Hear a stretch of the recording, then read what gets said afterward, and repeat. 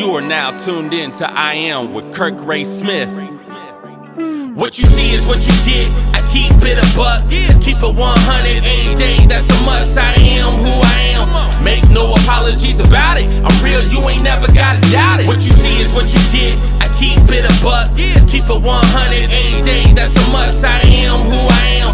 Make no apologies about it. I'm real, you ain't never gotta doubt it. Can't worry about the hate, they ain't up for debate. Cause I love myself too much to be fake. I will represent the truth until I'm blue in the face. Got my eyes on the prize, trying to keep up the pace. Got a lot on my mind, time to let it be known. I like to shoot it straight, a word that I own. But I don't empty a clip, instead I empty my dome. If we wanna see change, then it starts in the home. Cause what you see is what you get. I keep it a buck, keep it 100 any day. That's a must. I am. What's good, everybody? It's your boy Kirk Ray Smith. Y'all know what it is. Welcome to the I Am with Kirk Ray Smith podcast. As always, I am truly excited to be able to share a little bit of insight, a little bit of wisdom, a little bit of encouragement, a little bit of information, and maybe a good topic for conversation.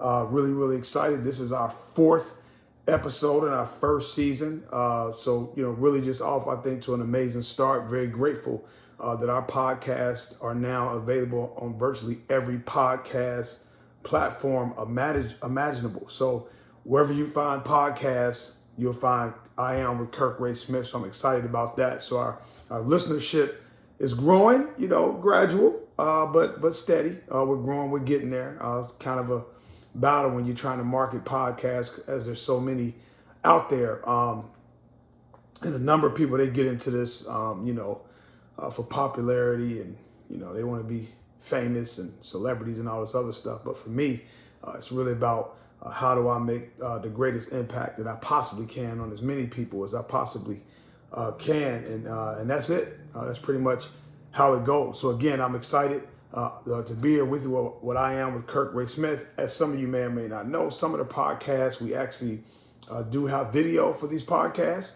So you can find them on our YouTube channel at I Am Kirk Ray Smith. Please subscribe, trying to grow that subscribership there. You can also find us on Facebook at Kirk Smith Unlimited and Associates, which brings me to what we do with Kirk Smith Unlimited and Associates and Kirk Smith Unlimited Business Ventures. Our commitment is to how do we make individuals, groups, and families as unlimited as possible. So we do that a number of different ways.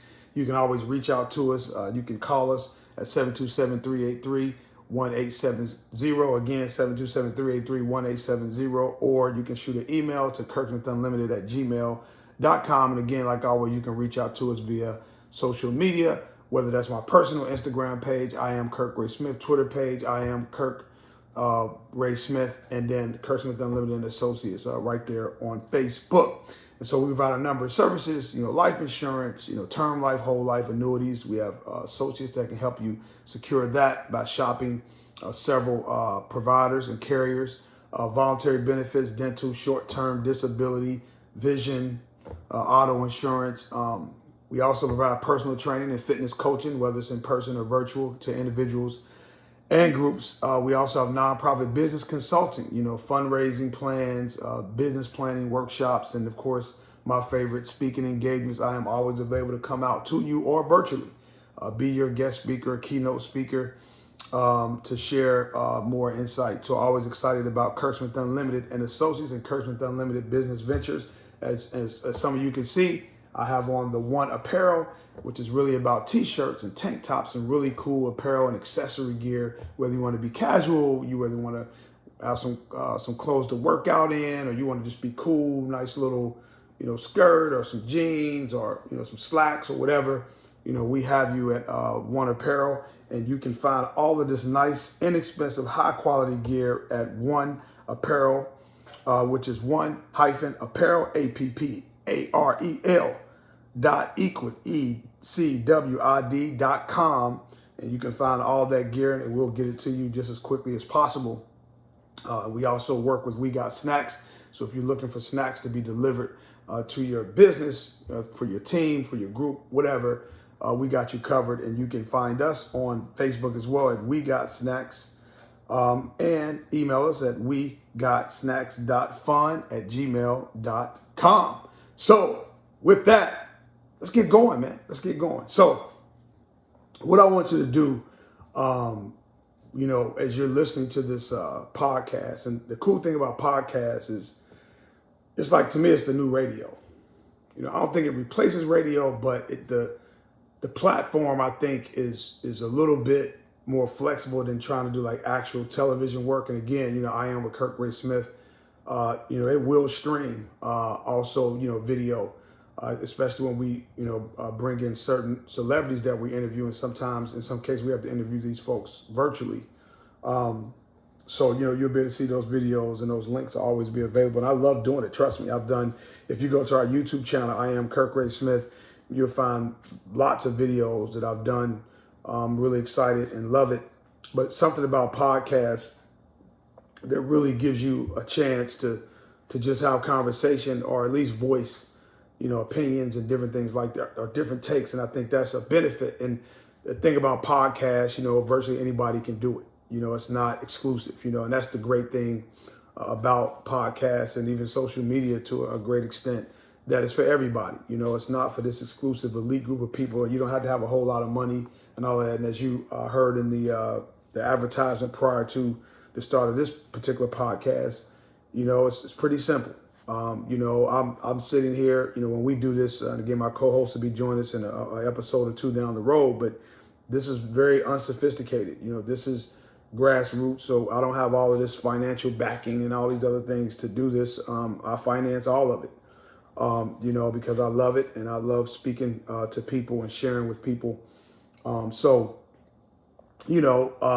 appreciate the platform, so as you're getting settled, so I don't know if you're at the gym or, in your car on your way to work, on your way home from work, wherever you maybe running some errands or whatever, just out for a walk or a run. I really want you to sort of, settle in and kick it with me just for a little while. And, I want to continue this whole, and really at the core of this podcast is in the name. I am with Kirk Ray Smith, and I am is all about being who you are and not apologizing. You apologize for mistakes, but you certainly should never apologize for who you are. And who you are is not a mistake. How God made you is how God made you, and so they're really, I have no room for any apology for being who I am, and I never have and I won't start apologizing for that. And sometimes you have to realize that your very presence is offensive to people. Just the fact that you exist is problematic for people, and that's not really something for you to figure out or try to get to the bottom of, or come up with a answer as to why people feel that way about you. That's really not your job or your responsibility. What your responsibility is to be yourself. Be who you are, and celebrate that and walk in that unapologetically. As you heard me say over and over and over. But I also understand that this whole idea around self-care, self-love, self-appreciation, starts with self-discovery. It has to be a commitment. And I think that's what I want to talk about on this particular episode is self-discovery. Now, I don't claim to be some kind of subject matter expert. I do have time on the planet. I've been here a while. I've been through a number of things. I think we all are a sum of our experiences. We are who we are because of what happened to us, what we've witnessed, what we've been through, what we've dealt with, the highs, the lows. These things make us, they shape us. And that's why I do think it's important that you do have time on the planet, before you start speaking on certain things, because you have to see it, to believe it, right? You have to go through it to understand it in many cases. And that just comes with time and experience. And if you haven't experienced certain things, that you may hear me talk about, just sit tight, live long enough, you more than likely will. And so it doesn't necessarily make you an expert as much as it is as somebody that's been there. And sometimes when you're communicating things, you need more than like what you would call an anecdotal understanding. Now, anecdotal isn't wrong, and that just simply means that you read about it, you heard about it, did some research around it, but you never really actually experienced it. So something that's existential or empirical, those are things that you actually experience and that you've been through, so you can speak on it a lot more clearer because you actually felt it. So although, for example, if you're addressing homelessness, So if you're talking about homelessness, you may not have never been homeless yourself, but you know what it's like to suffer loss or be without or be abandoned, right? So in other words, a person doesn't necessarily have to be homeless to know what it means to suffer loss and be forgotten and abandoned and hungry and all those types of things associated with homelessness. All right, so you can speak on that. But actual homelessness is, I think, something that only homeless people who have been homeless can really, really give that firsthand knowledge of, right? So if I talk about homelessness, I've never been homeless. If I'm talking about homelessness, my knowledge of it is anecdotal, right? But if I'm talking about depression, if I'm talking about mental health issues and challenges, well, that's existential for me. That's empirical because I've been through those things. I've dealt with those things in my life. So a lot of times, it's not wrong to speak on things you haven't experienced. But it is important to understand that, when people talk, let's come from some reference of real knowledge and not stuff that you're just making up or something you heard about. And so this whole idea of self-discovery is a process. Self-discovery is something that it takes a lot of us a long time to get to, and it makes sense, and I understand why, because what you do, especially if, say you get married at a young age, and or you start having children, right? And what happens is, in those scenarios, again, only people who have experienced this can truly understand where I'm coming from in this particular area. So when you marry young, right, and in many cases, I know, at least for me, and I know this is pretty consistent within the Black community or Black culture, many of us don't come up in households where we have both parents in the home. Now, some of us do, but the majority of us don't. That's a fact. And a lot of times our families are sort of patched together. So, for example, I have siblings, but I never looked at my siblings as half brothers or sisters because we had different fathers until I was an adult and somebody told me what that meant, because half never came up in my family. Now, that being said, we were like patched together. So you might have cousins and nieces and nephews and siblings and all this sort of living together, and you sort of have this family you patch together. But for the most part, there really isn't a traditional, at least my experience, a traditional, although I believe it was at one point in the Black community or amongst Black culture, particularly in America. But I didn't really grow up in an environment where, we had this household, so you get married young and your reference is, you sort of learn as you go. Some people marry their high school sweethearts, or they get married at 20, 21, whatever. And I know for me, my mind was always about, well, let me create this life for myself that I didn't have. I wanted to create this for my children and blah, blah, blah. And, this typical, whatever I saw on TV. But really, I didn't have a real reference. So there was nothing that I could look at and address and say, oh, this is what, ideal family is supposed to look like. So I learned as I go. So of course you make a lot of mistakes, and then you throw children in there, right? Start having babies.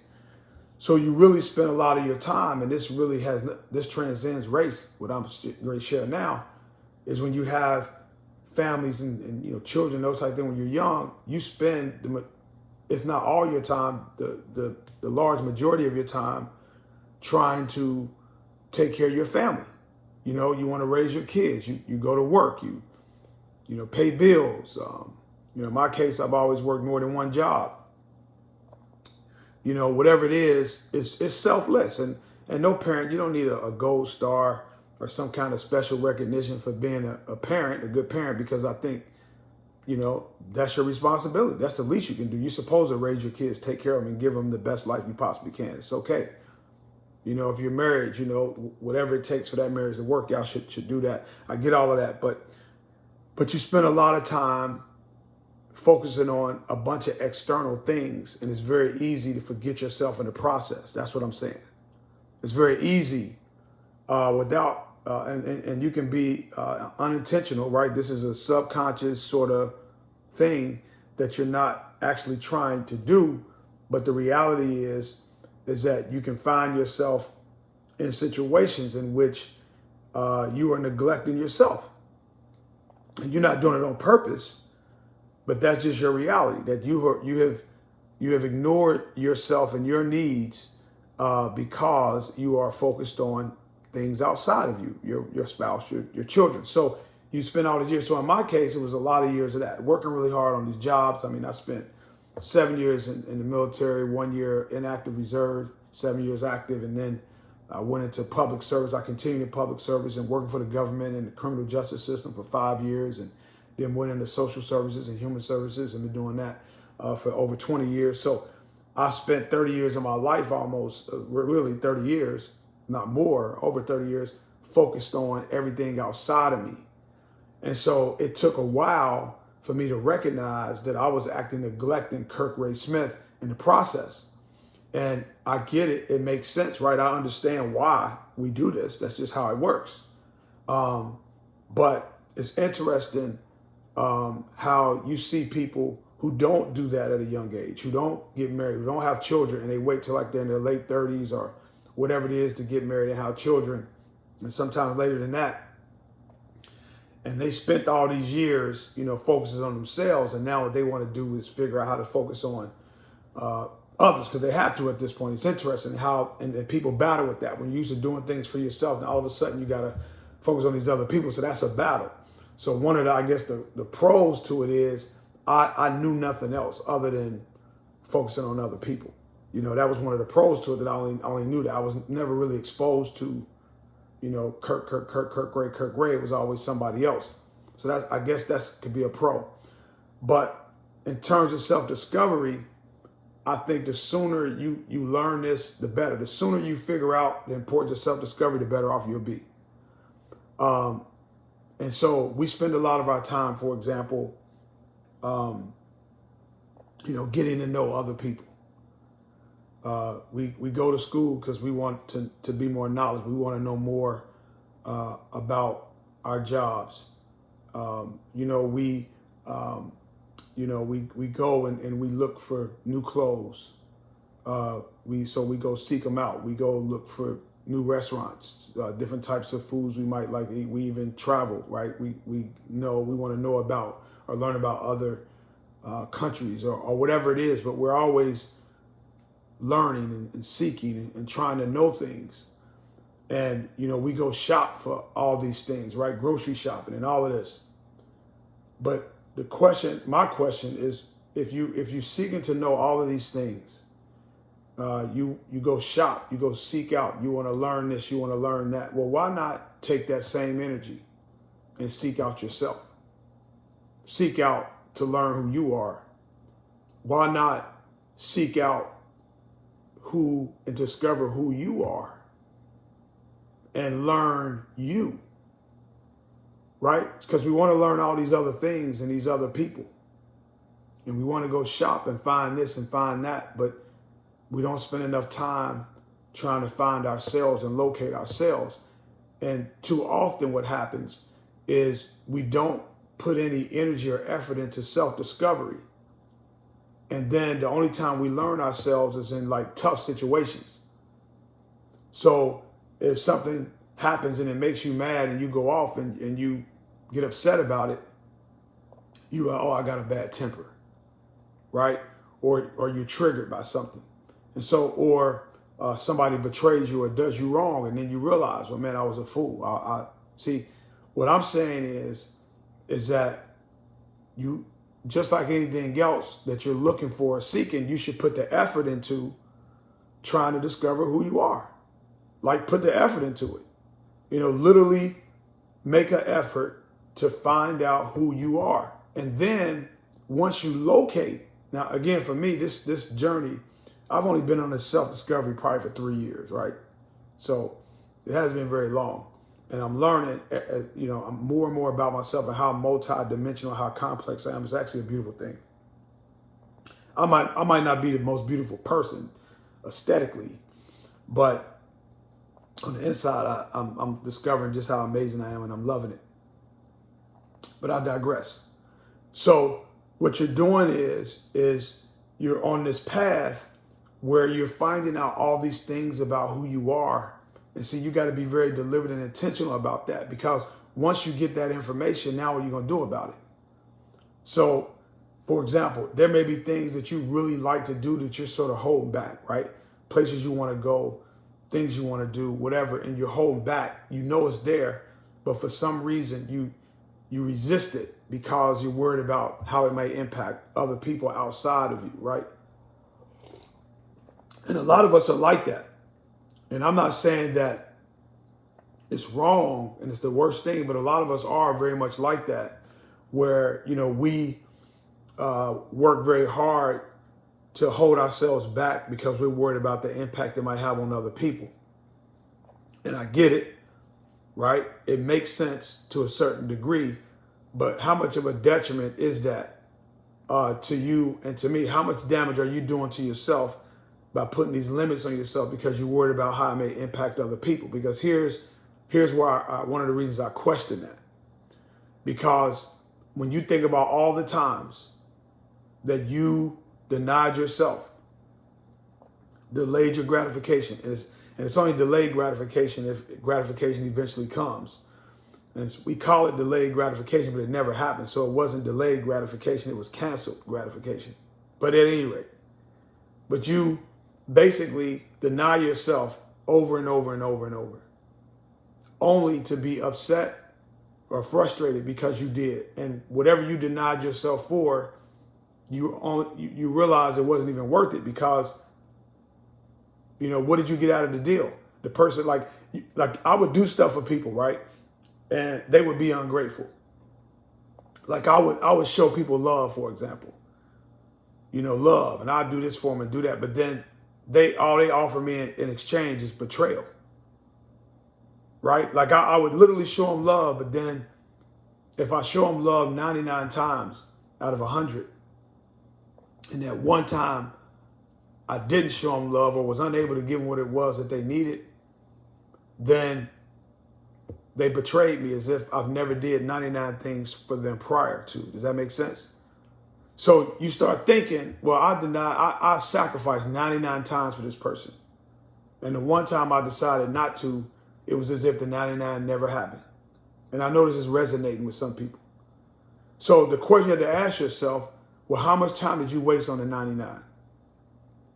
How much time did you waste doing 99 things only to be treated as if you've done nothing because you failed to do something one time out of 100?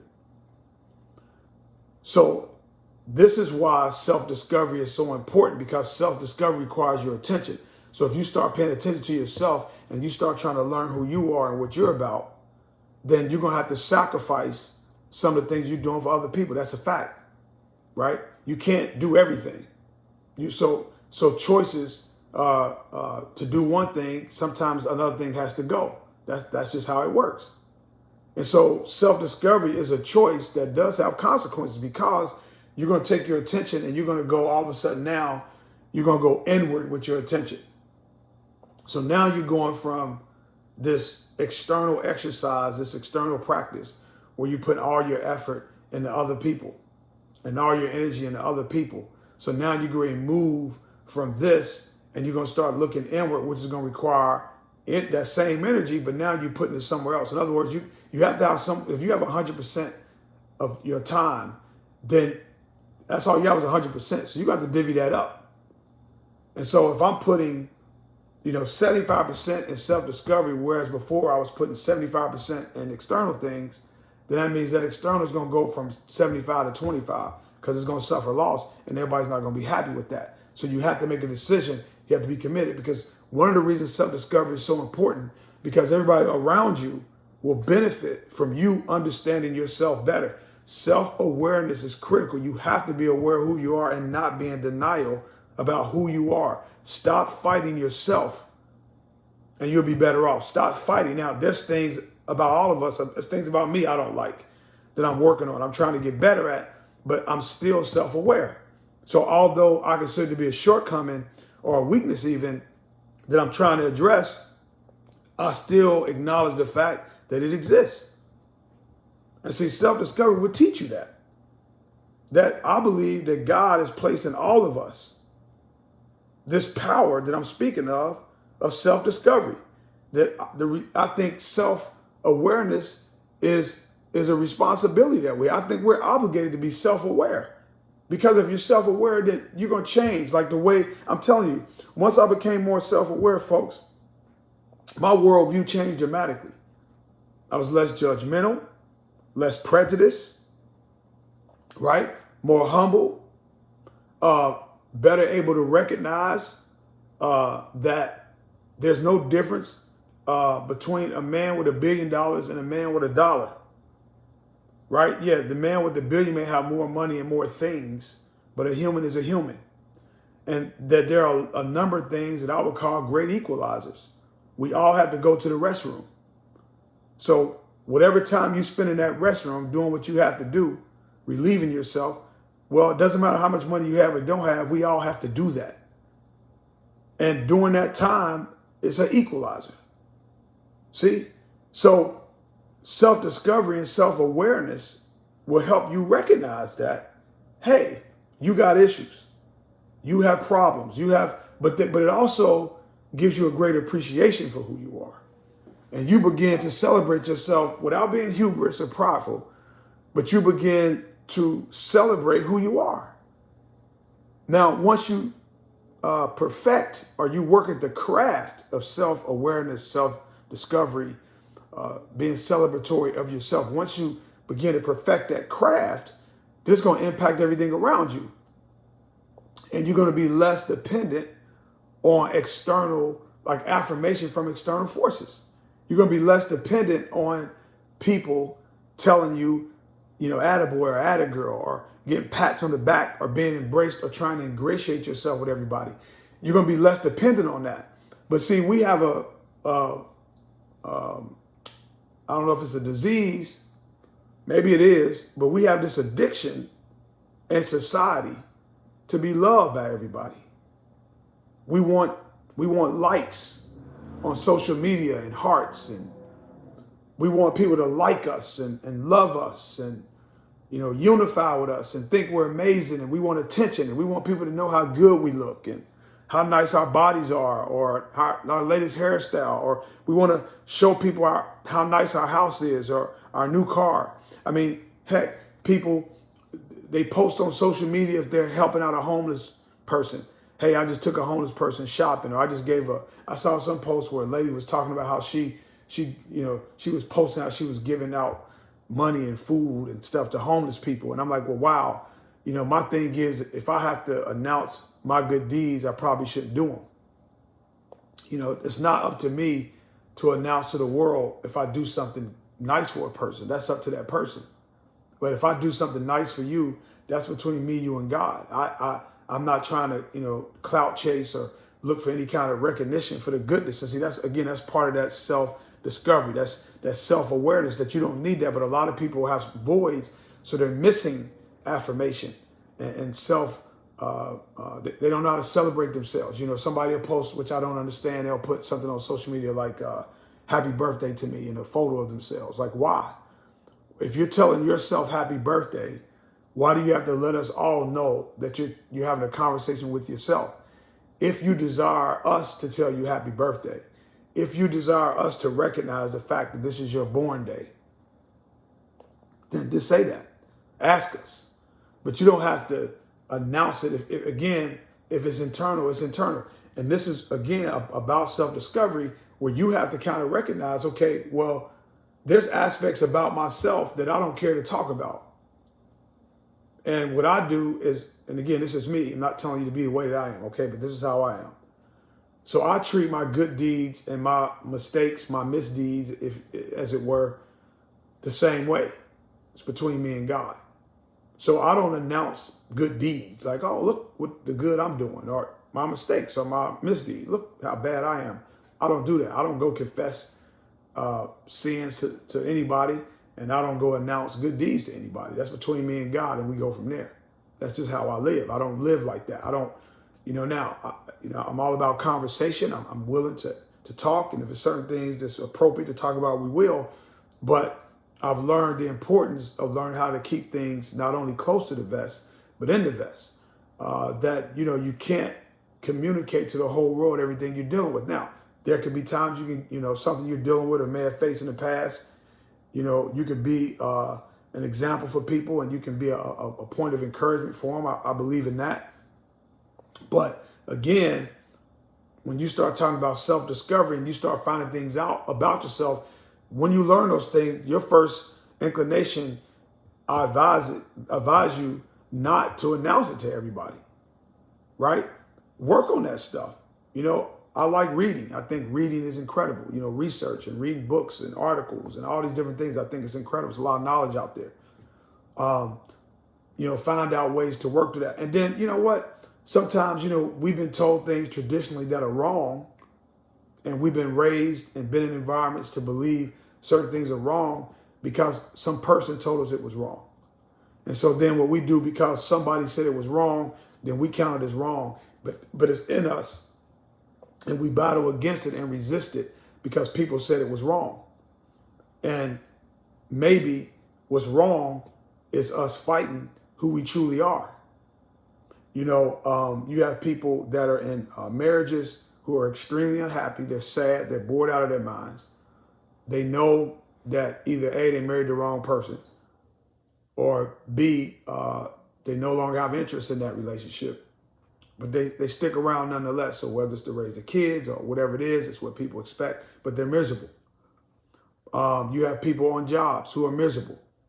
They checked out a long time ago, but they need money, so they'll just go keep working, but they really don't want to be there and are afraid to do anything to put themselves in a position to leave the job. So they stay because that's just what everybody expects, and that's the right thing to do. You have associates, people that you call friends, that you communicate with, you, and you really had enough. You really not happy with these folks, but again, that's just how it is, and that's just what people expect from you. You have people who you've helped out over and over and over, only for them to either be ungrateful or never reciprocate when you need something, and you can continue to do it over and over and over because it's just what people expect from you. It's the right thing to do, and you just live like that. Now, how many people you think? And again, I gave a few small examples, but how many people you think living in that cycle, in that situation where they're just, this is what they expect, this is what the right thing is doing, I'll just keep doing it because this is what. But in my heart, I'm somewhere else. I'm doing something different. So you don't chase your dreams. You don't go after your desires, your aspirations. You just kind of get stuck in this box because this is what is expected of you. And how do you know that God doesn't have a different purpose for you? How do you know that the situation that you're in is something he doesn't want you in? And one thing that I've never known God to do, he's never going to burst in and force you to do anything against your will. If it's something you don't want to do, then don't do it.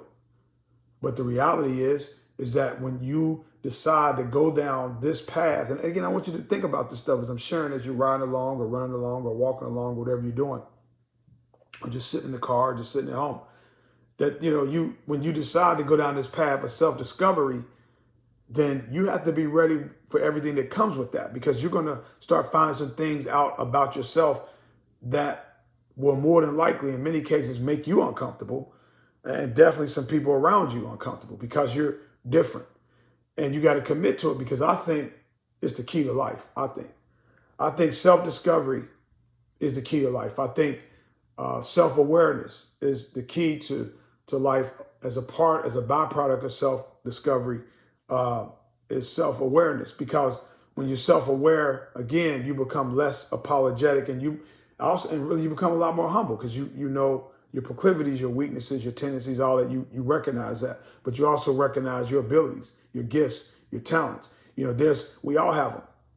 The question is, are we willing to look for them and turn those rocks over and discover? Many of us have multiple talents and gifts, not just one thing. I feel like this. I believe your gifts and talents are designed for two main reasons. To make a living and make a difference. So why not monetize who you are? Why not monetize your skill? I think that, 2 income streams is okay. I think 3 is good. I think 4 is optimal. I think 4 income streams is the best, is ideal, but 1 is unacceptable. And that even if you made $10 more a month, then do something else other than one thing to monetize who you are, monetize your gifts, your talents, your desires, and who knows where to take you. So that mentality, again, that comes from self-discovery. That is way more to you than sitting in that cubicle, or in that office, or driving that bus, or whatever it is that you do. There's more to you than that. Even if you're an athlete, and say you've had some success as a professional athlete, it's still more to you than dribbling that ball, you know what I'm saying? Like, or kicking the ball, whatever you do, running, whatever it is you do, there's more to you than that. And so self-discovery will kind of almost force you, at the very least, to recognize yourself. And once you recognize yourself, the next question is, what are you going to do about it? Now that I know this about me, what am I going to do about it? And I think some of us, a lot of us, too many of us, we talk about self-discovery. We get into it. We say, okay, I'm gonna try this whole self-discovery thing, only to stop when we're challenged. When we're challenged to take risk relationships, risk friends, risk comfort levels, to move into what we know to be the right thing to do. And I don't need someone to tell me if something is right or wrong. I don't look for another person to give me the green light on pursuing my dreams. I don't ask anyone, is it okay if I love myself? I don't seek for anybody to decide for Kirk Ray Smith, where he's going to be in life or what his destiny is. I believe God is in total control. He knows what's going to happen to me, with me, for me. So my job is to participate as much as I can by doing my part. And a big part of doing my part is being committed to self-discovery, guys. That's what I'm saying. And you won't. And so while I appreciate social media and all these things and technology, my fear is that we're going to become a society that's way too dependent. And our mental health is governed and controlled by what people think or say about us. And we're going to allow, or continue to allow, and it's going to get worse, social media or something else to tell us what we should look like. We're going to allow something else to dictate who we should be or where we should be in life. And that's one of my fears, is that we're going to get to a point as a society that we're going to be controlled by everything else other than ourselves and God. And that scares me, because here's what I know about this life and human beings. As much as we try, human beings are cold, man. People are cold, and they will hurt you, hurt your feelings. They will leave you for dead and walk over your dead body. You'll be dead. Listen, your body, you might be dead 2 days and they're already going to be robbing you. You'll be dead for 3 days and they're already talking about your replacement. You'll be dead for a week and your significant other is already looking for somebody to replace you. And these are just realities. You die now, your job will post your position in a couple weeks. And that's just the reality, folks. And that's okay. That's fine. It is what it is. So take control over your situation while you're here. That's all. Commit yourself to yourself. And then when you commit yourself to yourself, then I think you're going to be a lot more, a greater benefit to people around you. Now, that number may decrease significantly in terms of the number of people around you, but that's okay too, because your circle does get smaller when you start realizing that you really don't need to be surrounded by a whole lot of people, and you stop looking for external resources to be your source internally. And see, like, for example, love. Love is something that's inside of us. And love is something that I believe God has put inside of each one of us, if we truly are created in his image as human beings, because God is love, God is merciful mostly. So love is something that exists inside, not outside. Now, that doesn't mean that we can't love other people and other people can't love us. But love in and of itself is not something that can be manufactured or created outside of us. That self-love and truly loving yourself, right, is the key. And because your children can't do it, right? Now, a lot of their love for you when they're small is based on the fact that they don't have a lot of options, right? Your kids love you. Who else are they going to love? They depend on you for everything, right? But as they get older and they start becoming more social and start engaging, they become teens, late teens, adults, then they're going to start having other people in their lives that they can love. Now, their selection and their choices have increased from a couple people to 10, 12, or 15 people. So now what happens, this is the truth, this is no lie. What happens is they grow up and they move on with their lives. Not that they no longer love you, but they love other people as well. And a lot of their energy and time will no longer be spent with you, but with other people. So then what parents do, they get upset, think their kids don't love them or take them for granted or don't care because they don't call them or speak to them as much as they used to because they moved on, right? So if that's the case, then what are you left with? Yourself. So the sooner you learn how to love you and you find that it's internal mostly and not external, then love in you and around you will never be predicated on your children or anybody else. You love your kids, but me loving myself has nothing to do with them. Now, all three of my kids are adults. They range from 25 to 29. But I love them, but my love of myself is not predicated on how they respond to me or not respond. Right? I understand that my children are not my legacy. My legacy is what I do and what I leave behind. My children are individuals and they make their own choices and they become who they want to be and what God has for them. So because of that, I, Kirk Ray Smith, will never take credit for any of their successes. And nor will I take the blame for any of their failures. Because they're individuals. And along the same line, I won't put pressure on my kids to love me any particular way because I love myself the most. And I believe God loves me even more than I love myself. But because I know how to love myself, I even love God more, you see. And see, self-discovery is a journey and it's a process. Now, this podcast is not very entertaining.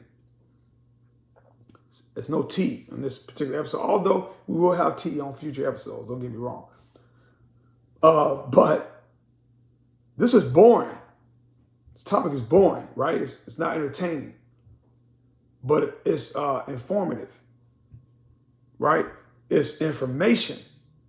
And see, if we can learn how to consume information and learn how to gain knowledge, right? More than be entertained, we'll be better off. So in other words, my thing is I'd rather become more knowledgeable and then be entertained along the way occasionally than to be entertained all the time and pick up little pieces of knowledge along the way. Because see, then you have a deficit. I want to be wiser. I choose wisdom over a good time. Because if I have wisdom, then my good times will be more eventful because it's based on wisdom. You see? So again, self-discovery is a decision that you have to make if you're going to go down that path.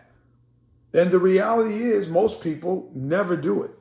They never self-discover. They make every aspect of their lives predicated on all the activity, the stuff, and the people around them. And their whole lives are based on that. And whenever that stops, they stop. They get depressed. They get down. Because their whole life was predicated on how much noise could they make around them, how much fun could they have, and all these other things. And never stopped to recognize that it's a lot more to life than that. That we're so much more than stuff and activity and friends and fun. Man, do you realize how amazing humans are? We are amazing creatures. God has put us here, I think, to have amazing lives. Whatever that means for us, right? It's relative. Put us here to have a purpose, to discover who you are. And man, it's so liberating because knowing who I am and being self-aware has freed me from the bondage of people. And I don't even look at people the same, folks. I don't even, because I used to have this belief, man, and all this desire and fantasies about people being everything to me. Their love, their support, and all of that. And again, we all want it, I get it.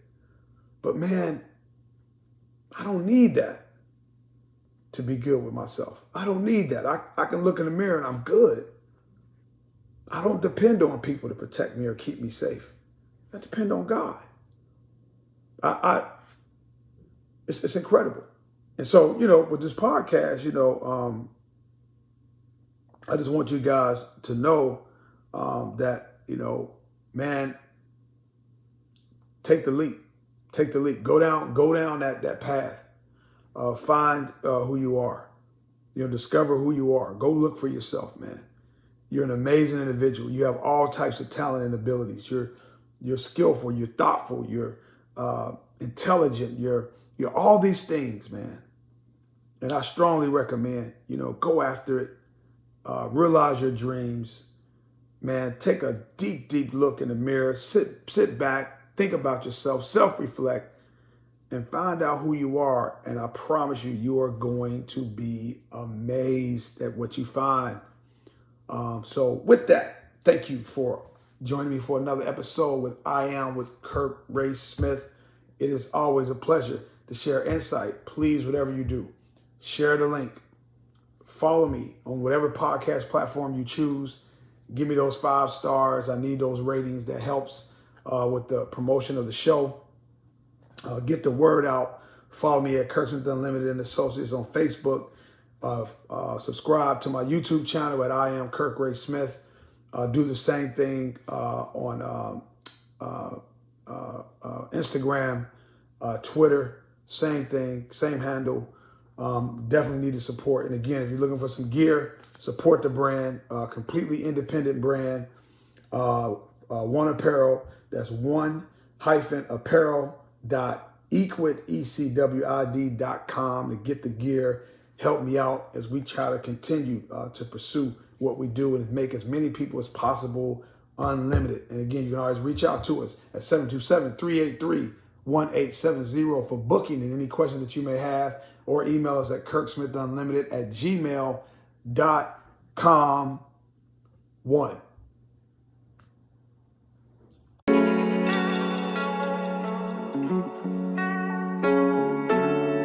You are now tuned in to I Am with Kirk Ray Smith. What you see is what you get. I keep it a buck, keep it 100 any day. That's a must. I am who I am. Make no apologies about it. I'm real, you ain't never gotta doubt it. What you see is what you get. I keep it a buck, keep it 100 any day. That's a must. I am who I am. Make no apologies about it. I'm real, you ain't never gotta doubt it. Can't worry about the hate, they ain't up for debate. Cause I love myself too much to be fake. I will represent the truth until I'm blue in the face. Got my eyes on the prize, trying to keep with the pace. Got a lot on my mind, time to let it be known. I like to shoot it straight, a word that I own. But I don't empty a clip, instead I empty my dome. If we wanna see change, then it starts in the home. Cause what you see is what you get. I keep it a buck, keep it 100.